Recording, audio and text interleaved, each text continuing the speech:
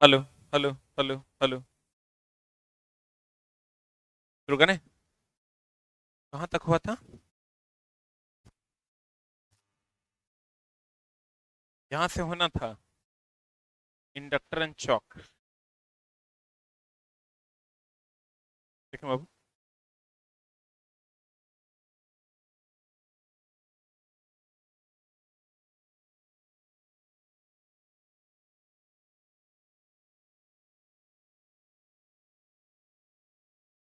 एक बार चला रिवाइज कर देते हैं।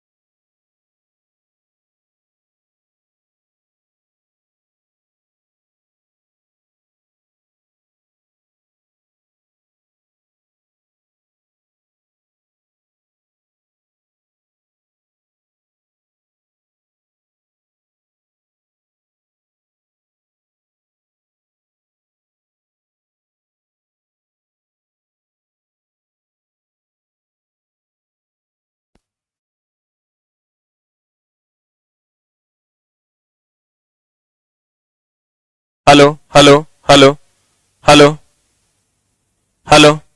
ठीक है। और हल्का सा साउंड दो। Alternating current. ठीक है sir. Alternating current and polyphase system की अगर हम बात करें तो नाम है इसका अल्टरनेटिंग करंट, मतलब जो अल्टर हो। अल्टरनेटिंग करंट मतलब जो क्या हो, अल्टर हो, मतलब ऐसा हो। हम एक बार फिर से रिवाइज कर देते हैं। अल्टरनेटिंग करंट का मतलब ये होता है जो अल्टर हो, मतलब टेढ़ा मेढ़ा हो कि सीधा हो। अब पॉलीफेज, पॉलीफेज एक होता है सिंगल फेज, एक होता है थ्री फेज। थ्री फेज को ही हम पॉलीफेज कहते हैं। आप कभी सुने नहीं होंगे। साउंड देख लो, साउंड मैनेज करो। Hello hello. कम कर दें। Hello hello. आप देखिएगा कि पॉलीफेज सिस्टम की बात करोगे तो पॉलीफेज सिस्टम का मतलब वो आप सुने होंगे सिंगल फेज या तो थ्री फेज। कभी चार फेज सुने हैं? कभी चार फेज सुने हैं? कभी नहीं सुने होंगे। ठीक है। तो ठीक है। तो कभी आप पॉलीफेज के बारे में जो है में थ्री फेज को ही मेनली पॉलीफेज कहते हैं। एक फेज नहीं होता है। एक फेज होता है, थ्री फेज होता है। थ्री फेज को ही मेनली हम कौन फेज कहते हैं? पॉलीफेज कहते हैं। ये वो भी अल्टरनेटिंग करंट एसी में ही पॉलीफेज होता है। डीसी में पॉलीफेज नहीं होता है। डीसी में पॉलीफेज नहीं होता है। एसी में अगर आप देखिएगा, एसी और डीसी में बैटरी में कौन होता है, एसी की डीसी? तो सर अगर एसी में देखिएगा तो ये या तो सिंगल फेज होता है या तो थ्री फेज होता है। या तो सिंगल फेज होता है या तो क्या होता है, थ्री फेज होता है। और अगर डीसी में आप देखिएगा, डीसी में सिंगल ही फेज होता है। इसी थ्री फेज को जो है, ये जो थ्री फेज है इसको हम लोग पॉलीफेज के नाम से जानते हैं। इस थ्री फेज को हम लोग किस फेज के नाम से जानते हैं? पॉलीफेज के नाम से जानते हैं।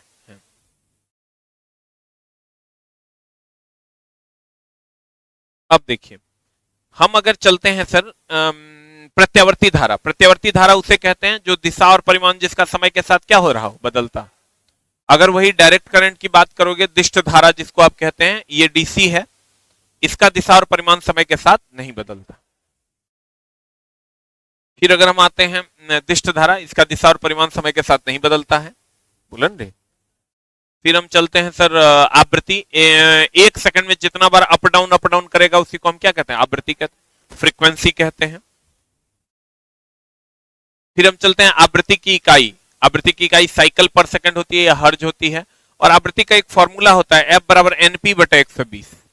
एफ बराबर एनपी बटा 120, जहां एन कुंडली में घूमने की गति प्रति मिनट है, पी ध्रुवों की संख्या है। एसी का जो समीकरण होता है वो होता है आई बराबर आई नॉट साइन ओमेगा टी। दो फेज।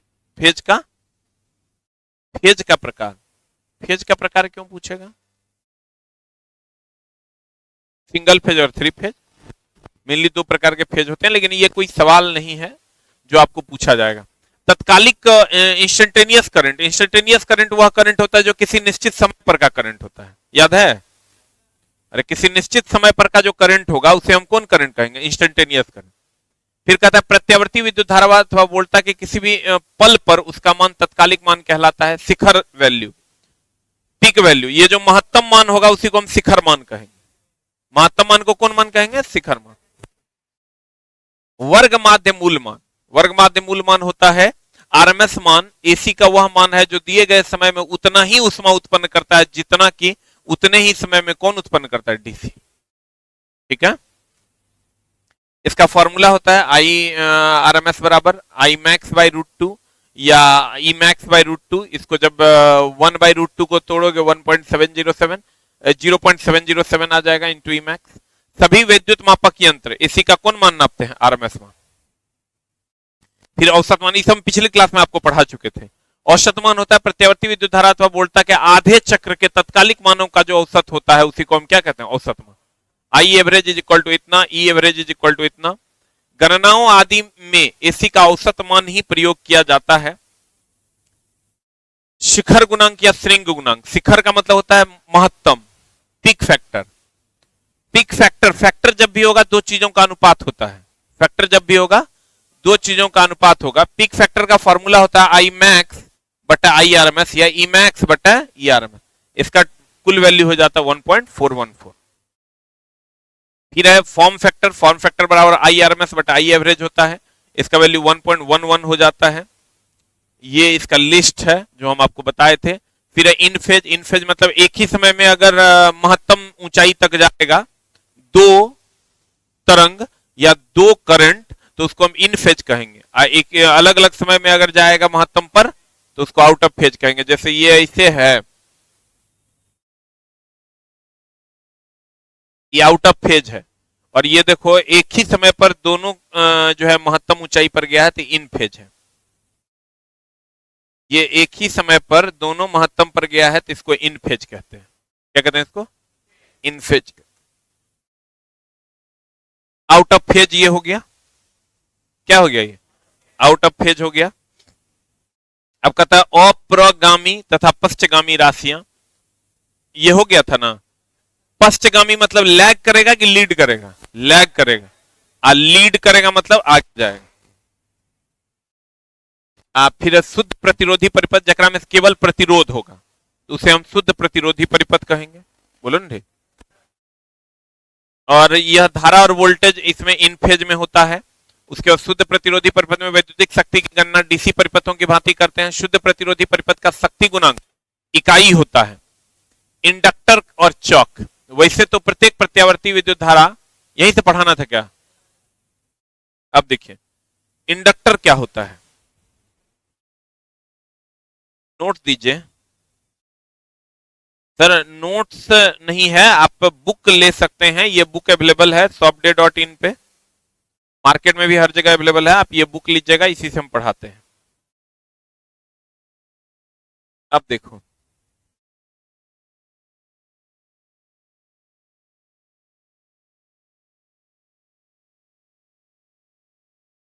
अगर हम सर बात करें इंडक्टर की, इंडक्टर या चौक कहते किसको है?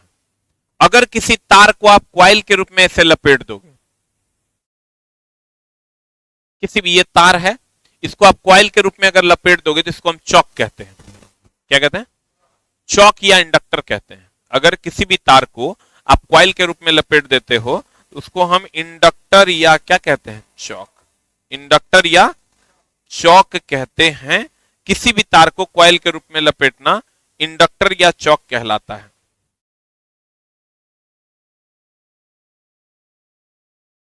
अब देखिए ये ऊर्जा को संचित करता है। जितना भी स्विच को आप ऑन ऑफ करते हैं तो स्पार्किंग होता है ना, स्पार्किंग होता है। अभी चलो तुम्हारी वैकेंसी आने वाली है एक इलेक्ट्रीशियन ट्रेड की, बिहार इलेक्ट्रिसिटी बोर्ड की। बहुत जल्द तुमको ये वैकेंसी देखने को मिल जाएगा। लगभग 2000 से 2500 वैकेंसी आने वाली है। ठीक है, तो अगर जिन बच्चों का इलेक्ट्रिशियन है और 55 से 60 नंबर कट ऑफ जाता है, जितना पढ़ाए उतना भी कर लोगे तो काम हो जाएगा। हाँ हाँ, सारे लोग डाल सकते हैं। अगर किसी भी तार को चौक के रूप में क्वाइल के रूप में लपेट देते हैं तो ये क्या कहलाता है? चौक कहलाता है। अब सर इसको हम इंडक्टर कहते हैं। क्या कहते हैं इसको? इंडक्टर कहते हैं। क्या कहते हैं इसको? इंडक्टर। अब कहते हैं देखो, इंडक्टर या चौक, वैसे तो प्रत्येक प्रत्यावर्ती विद्युत धारावाही चालक को में इंडक्टेंस विद्यमान रहता है। इंडक्टेंस का मतलब होता है ऊर्जा। हर धारावाही चालक में एक ऊर्जा विद्यमान रहती है, करंट विद्यमान रहता है। सही भी बात है। कहते हैं जब चालक तार को कुंडली के रूप में लपेटकर, ये अगर चालक तार है, इसको हम कुंडली के रूप में, क्वाइल के रूप में ऐसे लपेट देते हैं, एक नियत मान का इंडक्टेंस प्रस्तुत करने के लिए एक पुर्जे के रूप में प्रदान कर दिया जाता है, तो इसे हम इंडक्टर या क्या कहते हैं? चौक कहते हैं। अब है इंडक्टेंस। इंडक्टेंस क्या होता है? देखिए, होता क्या है कि एक होता है कैपेसिटर, एक रजिस्टर, एक कैपेसिटर और एक इंडक्टर।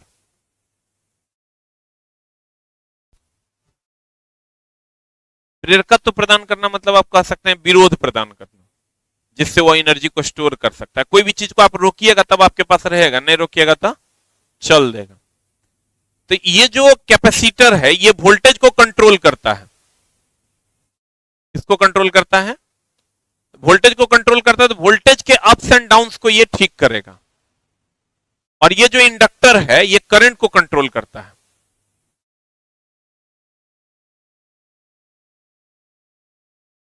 ये करंट कंट्रोल करता है। ये जो सर इंडक्टर है ये करंट कंट्रोल करता है। ये जो कैपेसिटर है ये वोल्टेज कंट्रोल करता है। इंडक्टर करंट में होने वाले उतार चढ़ाव को अस्थिर करेगा। करंट में जो होने वाला उतार चढ़ाव है इसको क्या करेगा? अस्थिर करेगा, कंट्रोल करेगा। तो कहते हैं कि एसी परिपथ का वह गुण जिसके कारण वह विद्युत धारा के मान में होने वाले परिवर्तन का विरोध करता है। विद्युत धारा का जो अप डाउन होगा उसको, उसका ये विरोध करेगा, मतलब होने नहीं देगा। तो उसको हम इंडक्टेंस कहते हैं। इसका मतलब ये हुआ कि यह करंट को कंट्रोल करेगा, करंट के मान में अप डाउन नहीं देगा। जैसे आप देखिएगा कि ये अभी लगा हुआ है, इसका देखिएगा आप, वोल्टेज तो अप डाउन हो रहा होगा, ट्रांसफार्मर से जो निकला होगा वो कहीं ना कहीं वोल्टेज अप डाउन हो रहा होगा। लेकिन ये हो रहा है क्या? ये हो रहा है क्या? क्यों? क्योंकि इसमें करंट आने से पहले छोटे छोटे कैपेसिटर्स लगे हुए हैं, छोटे छोटे इंडक्टर्स लगे हुए हैं, जो करंट और वोल्टेज के अप्स एंड डाउन्स को रोक देता है। एक कांस्टेंट करंट, ये कहता है हमरा में आओगे जितना, वो हमको नहीं पता है, जाने हम 5 एम्पियर देंगे, घट जाएगा तो बढ़ा देंगे, बढ़ जाएगा तो घटा देंगे। मेरा बात बुझ रहा है? तो ये काम करता है कैपेसिटर और इंडक्टर। इतना सारा जो कैपेसिटर और इंडक्टर लगा हुआ रहता है वो करंट को कंट्रोल करता है, वोल्टेज को कंट्रोल करता है। रजिस्टर कुछ नहीं करता, लेकिन इंडक्टर और कैपेसिटर करता है। हमको ही बताइए, अगर इंडक्टर करंट को कंट्रोल करेगा तो कंट्रोल करेगा मतलब पीछे लाएगा कि आगे ले जाएगा? किसी भी चीज को आप कंट्रोल करते हैं तो उसको पीछे लाते हैं। आप वोल्टेज को कंट्रोल करेगा तो वोल्टेज को पीछे लाएगा। इसका मतलब ये होता है कि ये अगर वोल्टेज को कंट्रोल करेगा, इसको कंट्रोल करेगा, वोल्टेज को कंट्रोल करेगा, इसका मतलब वोल्टेज को पीछे लाएगा, मतलब वोल्टेज लैग करेगा। वोल्टेज लैग करेगा कि लीड करेगा? और करंट लीड करेगा। और ये जब लगाएंगे तो ये करंट को कंट्रोल करता है। इसका मतलब यहां करंट लैग करेगा, बोलो रे, करंट लैग करेगा और वोल्टेज क्या करेगा? वोल्टेज लीड करेगा। Any doubt? करंट लैग करेगा और वोल्टेज क्या करेगा? लीड करते। अब देखिए सर,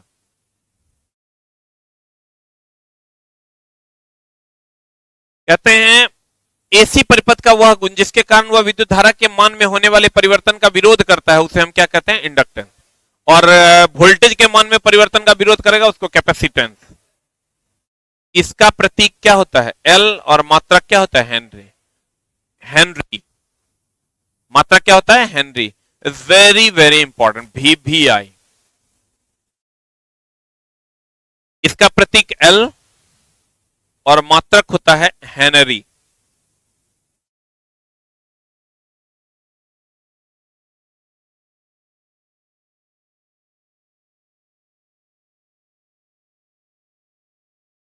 अब कहता है प्रतिरोधों की भांति इंडक्टर, देखिए जैसे रेजिस्टेंस का समूहन होता है सर, देखिए अगर हम समूहन की बात करते हैं तो प्रतिरोध का श्रेणी क्रम में समूहन क्या होगा? अगर मान लीजिए दो प्रतिरोध है तो R समतुल्य बराबर R1 प्लस R2, बोलिए। उसी तरह प्रेरकत्व का भी होता है। प्रेरक का श्रेणी क्रम में अगर हम समूहन की बात करें तो ये भी L समतुल्य is equal to L1 plus L2 हो जाएगा, बोलो। और अगर इसके हम समानांतर क्रम समूहन की बात करें, प्रतिरोध का समानांतर क्रम समूहन की अगर हम बात करें तो ये हो जाएगा हमारा 1 बाय R समतुल्य is equal to 1 by R1 plus 1 by R2। उसी तरह अगर प्रेरक का समानांतर क्रम समूहन की बात करें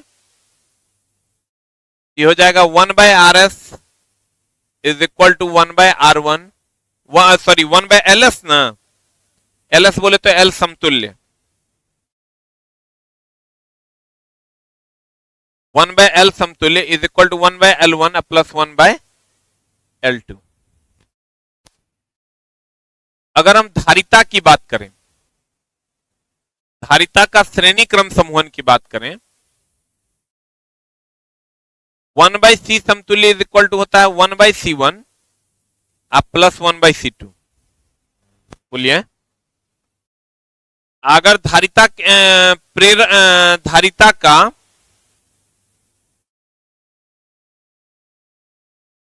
सही है, धारिता का समानांतर क्रम समूहन की अगर बात करें 1 बाय C समतुल्य के जगह पर यहां हो जाएगा C समतुल्य is equal to C1 plus C2, ये मामला है। आप जब गौर से देखिएगा प्रतिरोध और प्रेरक का सेम होता है, कैपेसिटर का उल्टा हो जाता है। कैपेसिटर में देखो जो काम यहां समानांतर में करते हैं वो काम यहां श्रेणी में करते हैं, और जो काम यहां श्रेणी में करते हैं वो काम यहां समानांतर में करते हैं। सिर्फ किसके केस में? कैपेसिटर के केस में, संधारित्र के केस में। लैग का मतलब होता है पीछे जाना और लीड का मतलब होता है आगे जाना। अब देखिए सर, तो कहते हैं कि प्रतिरोधों की भांति इंडक्टर का भी समूहन की जरूरत पड़ती है जिसका तुल्य इंडक्टेंस निम्न विधि द्वारा ज्ञात किया जाता है। श्रेणी क्रम में समूहन होगा तो L समतुल्य बराबर L1 plus L2 plus L3 हो जाएगा, और समानांतर क्रम में अगर होगा तो 1 बाय L समतुल्य is equal to 1 by L1 plus 1 by L2 plus 1 by L3 dot dot dot 1 by Ln हो जाएगा। ठीक है।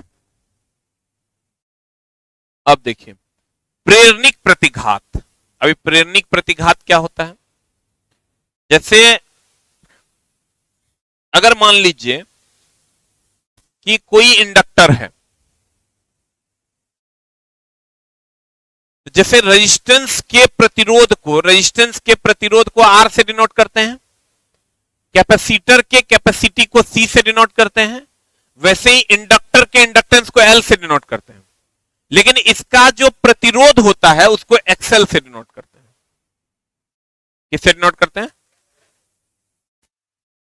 इसका जो प्रतिरोध होता है इसको हम किससे डिनोट करते हैं? XL से। और इसका जो प्रतिरोध होता है उसको XC से। इसको कहते हैं इंडक्टिव रिएक्ट, इसको कहते हैं रेजिस्टेंस, इसको RA से डिनोट करते हैं, इसमें कोई चेंजिंग नहीं होता है। इसको कहते हैं रेजिस्टेंस, इसको कहते हैं इंडक्टिव रिएक्टेंस, इसको कहते हैं कैपेसिटिव रिएक्टेंस, हिंदी में कहते हैं इसको प्रतिरोध, इसको प्रेरणी प्रतिघात, इसको कहते हैं कैपेसिटिव प्रतिघात। इसका जो फॉर्मूला होता है वो होता है 2πfl। यहां एफ क्या है? आवृत्ति। एल क्या है? प्रेरकत्व। पाई क्या है भैया? तो पाई है। एक्सी क्या है? एक्सी का फॉर्मूला होता है 1/2πfl। एक्सी का फॉर्मूला होता है 1/2πfl। एक्सी का फॉर्मूला क्या होता है? 1/2πfl। तो अगर 1/2πfl हो जाएगा तो यहां भी एफ आवृत्ति है, एल क्या है? यहां 1/2πfc हो जाएगा, सी धारिता हो जाएगा। सी क्या हो जाएगा? धारिता। ठीक है। आर आर ए रह गया, XL is equal to 2πfl हो गया, XC is equal to 1/2πfc हो गया। ठीक है। सी क्या है? धारिता। एफ क्या है? आवृत्ति। यहां एफ आवृत्ति है, एल प्रेरकत्व। ठीक है। तो कहते हैं इसको प्रेरणिक प्रतिघात, इसको कहते हैं कैपेसिटिव प्रतिघात।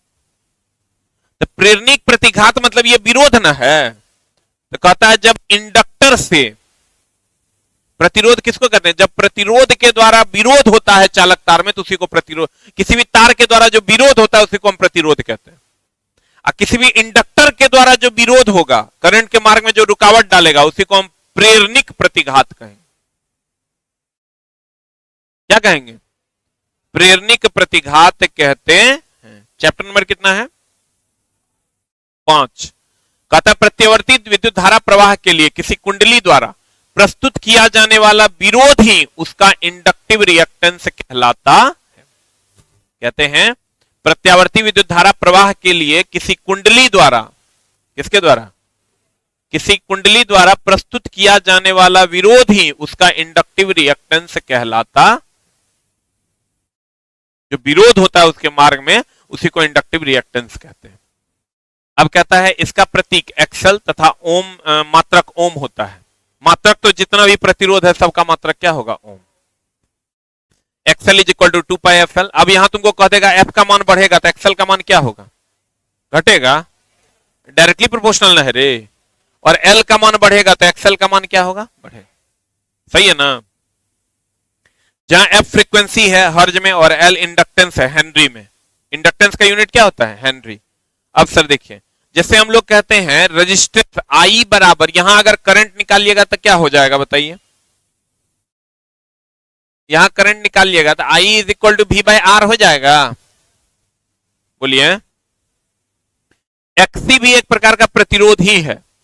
अगर यहां करंट निकालिएगा तो आई बराबर वी बाई आर हो जाएगा। तो यहां जो करंट निकालिएगा ये हो जाएगा आई बराबर वी बाय आर के जगह पर हो जाएगा एक्सएल। यहां जो करंट निकालिएगा वो हो जाएगा आई बराबर वी बाय एक्सी। बोलिए। खाली यहां आर के जगह एक्सएल आ जाएगा, यहां सी के जगह आर के जगह एक्सी आ जाएगा। बोलिए। तो कहते हैं इसका प्रतीक एक्सएल तथा मात्रक ओम है। एक्सएल बराबर 2πfl। इंडक्टर युक्त परिपथ में विद्युत धारा की गणना, IL विद्युत धारा है एम्पियर में, V वोल्टेज है और IL is equal to V by XL होता है। IL इज इक्वल टू क्या होता है? जैसे I बराबर V बाय आर होता है ओम्स लॉ से, तो IL इज इक्वल टू हो जाएगा V बाय एक्सएल।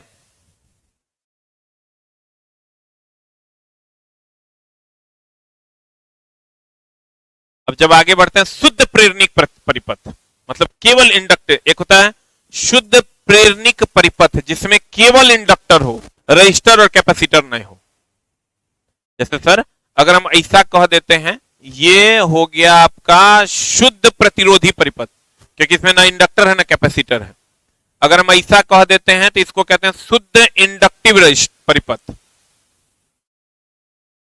और अगर हम ऐसा कह देते हैं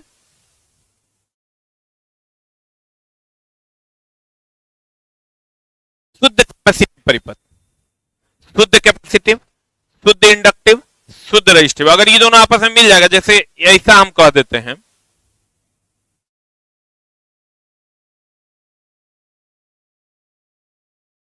बताओ जी, शुद्ध कैपेसिटिव या शुद्ध रेजिस्टिव हुआ? ये हुआ क्या? शुद्ध रेजिस्टिव, शुद्ध कैपेसिटिव, शुद्ध इंडक्टिव। क्लियर? बोलो।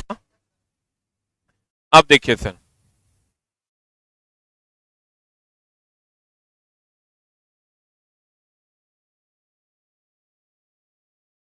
अगर शुद्ध हमको ही बताओ, कोई भी तार होगा तो उसमें विरोध होबे करेगा, प्रतिरोध होबे करेगा। ये चला आज से हम 4 साल 3.5 साल पहले पढ़ाए हैं, लेकिन अभी वो उतने ताजा है कि आगे आगे क्या है। हम बार बार बोलते हैं टेक्निकल एग्जाम्स में टेक्निकल चीजों को एक बार पढ़ने के बाद वो चीजें कभी माइंड से इरेज नहीं होती, ये इसकी खासियत है। आप साइंस एक बार पढ़ लीजिए, कभी माइंड से इरेज नहीं होगा। मैथ आप एक बार पढ़ लिए होंगे, बहुत कम चांसेस है उसके इरेज होने के। हाँ, ये हो सकता है कि फॉर्मूला भूल गए, एक बार फॉर्मूला देख लेंगे, एक बार प्रोसेस को देख लेंगे, चीजें फिर से वही हो जाएंगी। रीजनिंग आप एक बार बना लिए हैं तो बहुत ज्यादा दिक्कत होता है क्या? पट पट पट पट बन ले जाते हैं, वही है टेक्निकल। अभी इसमें मामला क्या होगा? शुद्ध इंडक्टिव, शुद्ध रेजिस्टिव सर्किट हो सकता है, क्योंकि अगर तार लगा हुआ है तो इसमें कहीं ना कहीं प्रतिरोध होबे करेगा। कोई भी तार है तो प्रतिरोध होबे करेगा। इसमें चला ये रेजिस्टेंस है और एक तार में भी रेजिस्टेंस है, इसमें इंडक्टेंस ना है, कैपेसिटेंस ना है। ये शुद्ध रेजिस्टिव सर्किट है, यहां भी रेजिस्टेंस, यहां भी रेजिस्टेंस, यहां भी रेजिस्टेंस। लेकिन यहां जाओगे ये शुद्ध इंडक्टिव, क्योंकि इंडक्टर तो है, ये है, साथ में एक तार है जिसमें प्रतिरोध भी है। शुद्ध कैपेसिटिव ये नहीं है, लेकिन अगर शुद्ध कैपेसिटिव इसको कहेंगे, लेकिन ये प्रैक्टिकली शुद्ध कैपेसिटिव सर्किट संभव नहीं है, क्योंकि तार जोड़ेंगे तो उसमें रेजिस्टेंस विरोध होबे करेगा। बोलिए। कहते हैं प्योर प्रेरणिक परिपथ केवल इंडक्टर अथवा चौकयुक्त परिपथ शुद्ध इंडक्टिव परिपथ कहलाता है, जो केवल इंडक्टर जिसमें हो। बोलो, लेकिन ऐसा संभव है क्या? आगे वही लिखा हुआ होगा। वैसे कोई भी परिपथ शुद्ध इंडक्टिव नहीं होता, क्योंकि परिपथ में प्रयुक्त चालकों में कुछ न कुछ क्या होगा?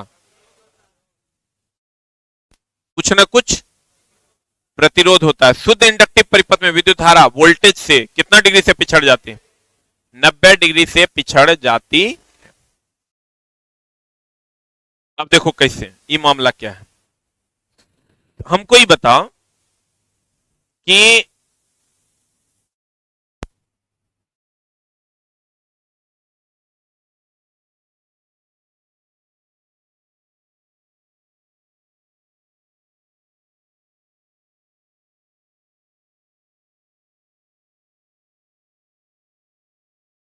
कहते हैं सर, देखिए हमने कहा कि इंडक्टर की अगर बात करोगे,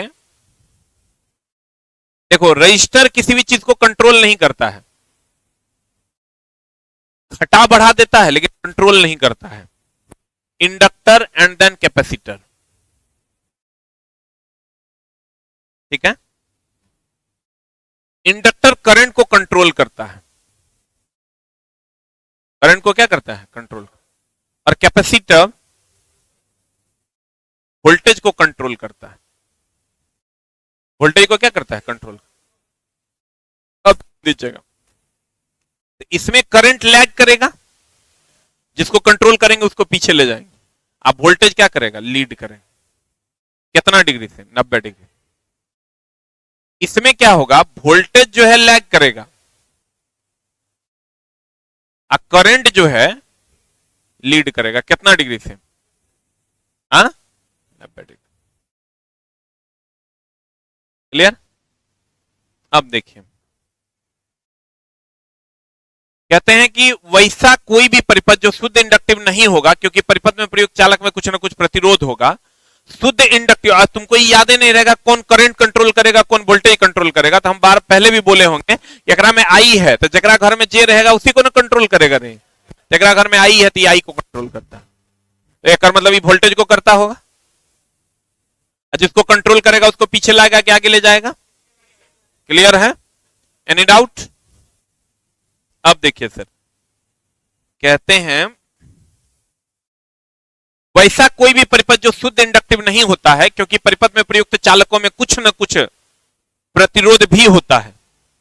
कुछ न कुछ क्या होता है? प्रतिरोध भी होता है। शुद्ध इंडक्टिव परिपथ में विद्युत धारा, कौन? विद्युत धारा पीछे रहेगा कि आगे? वोल्टेज से 90 डिग्री से पिछड़ जाता है। तो सर हमको ये बताइए, हम इसको ये कहें कि विद्युत धारा 90 से पिछड़ जाता है, या यूं कह दें कि वोल्टेज 90 से आगे रहता है, क्या बात है कि अलग अलग बात है? हम आपसे पीछे हैं या आप हमसे आगे हैं, क्या बात है कि अलग अलग बात है? हम इसको कह सकते हैं ये करंट जो है 90 डिग्री से लैग करता है, या वोल्टेज 90 डिग्री से आगे जाता है। कहते हैं शुद्ध इंडक्टिव परिपथ का शक्ति गुणांक कितना होता है? 0। अभी कैसे होता है? क्योंकि शक्ति गुणांक बराबर cos phi is equal to होता है R by Z. R by Z, तो R का मान जो है चूंकि शुद्ध इंडक्टिव होगा, इसका मतलब रेजिस्टेंस नहीं होगा। वो अलग बात है कि कुछ ना कुछ रेजिस्टेंस होगा, लेकिन शुद्ध इंडक्टिव तो नहीं होगा, तो का मान ई जीरो हो गया। ई जीरो हो गया तो कितना हो जाएगा? इसी को कहते हैं पावर फैक्टर, जो हम लोग आगे इसी चैप्टर में पढ़ने वाले हैं। फिर कहता है संधारित्र। बताओ संधारित्र किसको कहते हैं? एक ने कैपेसिटर का सिंबल यही ना है हो, जब दो प्लेट एक दूसरे के समानांतर कुछ दूरी पर होते हैं तो उसे हम क्या कहते हैं? कैपेसिटर। कैपेसिटर आवेश को संग्रहित करता है। किसको संग्रहित करता है? चार्ज को एकत्रित करने का काम करता है, संग्रहित करने का काम करता है। किसी अचालक पदार्थ से पृथक, ये जो सर दो प्लेट रहता है, इसके बीच में कोई ना कोई कुचालक पदार्थ रहता है। कौन पदार्थ रहता है? कहते हैं किसी अचालक पदार्थ से पृथक की गई दो चालक प्लेटों से निर्मित ऐसी युक्ति जो विद्युत आवेश एकत्रित कर सके। ये जो कैपेसिटर है विद्युत आवेश को एकत्रित करता है, संधारित्र या कंडेंसर कहलाता है। संधारित्र ऊर्जा को विद्युत क्षेत्र में संचित करता, ये जो कैपेसिटर लगा हुआ है ऊर्जा को संचित करता है, और जैसे आप करंट देते हैं तो ये धक्का मारने का काम करता है, जिसके कारण आपका पंखा चलता है। धारिता एसी परिपथ का वह गुण जिसके कारण वह वोल्टेज के मान में होने वाले, किसको कंट्रोल करेगा? सर कैपेसिटर किसको कंट्रोल करेगा? वोल्टेज। वोल्टेज के मान में होने वाले परिवर्तन का विरोध करता है, धारिता कहलाता है। इसका प्रतीक सी तथा मात्रक क्या होता है? फैराड। धारिता कैसा है? मात्रक क्या? फैराड। धारिता कैसा है? मात्रक क्या? फैराड। अब कहता है संधारित्र प्रतिघात, वही हो गया। संधारित्र प्रतिघात को हम किससे नोट करते हैं बाबू मेरे? एक्सी से। संधारित्र प्रतिघात को किससे नोट करते हैं? एक्सी। 1/2 पाई एफसी। यहां फ्रीक्वेंसी बढ़ेगा तो ये घटेगा, आई घटेगा तो आई बराबर भी बाई एक्सी हो जाएगा। आई बराबर भी बाय एक्सी। क्लियर? कोई ऐसा लड़का है जो डिप्लोमा किया हुआ? नहीं। प्रत्यावर्ती विद्युत धारा प्रवाह के लिए किसी संधारित्र द्वारा प्रस्तुत किया जाने वाला विरोध ही उसका कैपेसिटिव रिएक्टेंस कहलाता है। ये जो कैपेसिटर जो विरोध करता है इसी को हम क्या कहते हैं? Capacitive reactance. बोलो ना रे। इसका प्रतीक क्या है? एक्सी। मात्रक क्या होगा? ओम। सभी प्रकार के प्रतिरोध का मात्रक ओम। कैपेसिटिव रिएक्टेंस का निम्न सूत्र द्वारा ज्ञात किया जाता है। एक्सी बराबर 1/2 पाई एफसी, जहां एफ क्या है? फ्रीक्वेंसी, सी क्या है? धारिता। संधारित्र युक्त परिपथ में विद्युत धारा का मान की गणना बताओ क्या हो जाएगा? आई बराबर भी बाई एक्सी हो जाएगा। बोलिए। शुद्ध संधारित्र परिपथ बताओ, शुद्ध संधारित्र परिपथ संभव है क्या? कहते हैं केवल संधारित्र युक्त एसी परिपथ शुद्ध कैपेसिटिव परिपथ कहलाता है। वास्तव में कोई भी परिपथ शुद्ध कैपेसिटिव नहीं होता, क्योंकि चालक तार में कुछ न कुछ क्या होता है? प्रतिरोध होता है। शुद्ध कैपेसिटिव परिपथ में वोल्टेज और विद्युत धारा कितना डिग्री से पिछड़ जाता है? अशुद्ध कैपेसिटिव परिपथ का शक्ति गुणांक कितना है? क्योंकि cos phi is equal to होता है R बाय जेड, और R का मान तो जीरो ना होता है। चूंकि शुद्ध कैपेसिटिव हो जाएगा मतलब मान के चलेंगे रेजिस्टेंस नहीं होगा, लेकिन रेजिस्टेंस होता है। बोलो ना। हाँ जी, जेड बताएंगे आगे। जेड होता है जब एक से अधिक रेजिस्टेंस कैपेसिटर, जैसे सर रेजिस्टेंस रहता है तो उसके विरोध को आर, जैसे यहां देखें ना, जैसे रेजिस्टेंस रहेगा उसके विरोध को आर, इंडक्टर रहेगा उसके विरोध को एक्सएल, और कैपेसिटर रहेगा तो एक्सी। ये दोनों रहेगा, तीनों रहेगा, तब हो जाएगा उसका प्रतिरोध जेड। उसका प्रतिरोध क्या लगेंगे? जेड। इसी को इंपीडेंस कहते हैं। ठीक है, देखिए सर एकदम सिंपल है। या तो रेजिस्टेंस होगा, या तो इंडक्टेंस होगा, या तो कैपेसिटर होगा। यही तीन को बात होगा, रेजिस्टेंस, इन तीन को बात होगा। सर अगर रेजिस्टेंस होगा तो इसका प्रतिरोध को आर, इसके प्रतिरोध को एक्सएल, इसके प्रतिरोध को एक्ससी।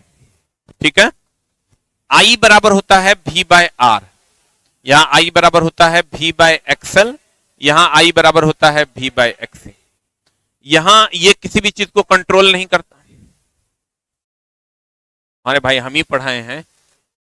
यहां एक्सएल इज इक्वल टू होता है 2 पाई एफ एल, और यहां एक्ससी बराबर होता है 1 बाई 2 पाई एफ सी। इसमें तुमको डाउट होगा कि कहां गुना में रखेंगे कहां भाग में रखेंगे, तो ध्यान रखना कि सी ए बी सी डी में पहले आता है, इसका नंबर कम है और एल का नंबर ज्यादा है। तो नंबर कम है, कम कब होगा जब भाग देंगे, और ज्यादा कब होगा जब गुना करेंगे। इसमें क्या होगा, ये वोल्टेज को कंट्रोल करेगा कि करंट को, इंडक्टर है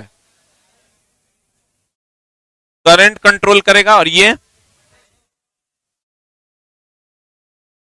अब देखो यहां पर क्या होता है, यहां पर जो पावर फैक्टर का मान होता है आर बाई जेड सब जगह यूज होता है। तो यहां पर आर तो प्रतिरोध है, ये है कुल प्रतिरोध भी आर होता है, तो आर बटा आर कितना हो जाता है 1, इसका पावर फैक्टर 1 होता है। इसमें आर का मान 0 होगा शुद्ध होगा, तो इसमें भी आर का मान 0 होगा शुद्ध होगा, तो दोनों में शुद्ध इंडक्टिव और शुद्ध कैपेसिटिव में पावर फैक्टर का मान कितना होता है 0, कितना। और इसमें सर अगर ये करंट को कंट्रोल करेगा तो करंट लैग करेगा और वोल्टेज लीड करेगा कितना डिग्री से, इस ये वोल्टेज को कंट्रोल करेगा तो इसमें वोल्टेज लैग करेगा और करंट लीड करेगा कितना डिग्री से। क्लियर, इसके बाद की कार्रवाई हम लोग अगली कक्षा में करेंगे। Thank you very much.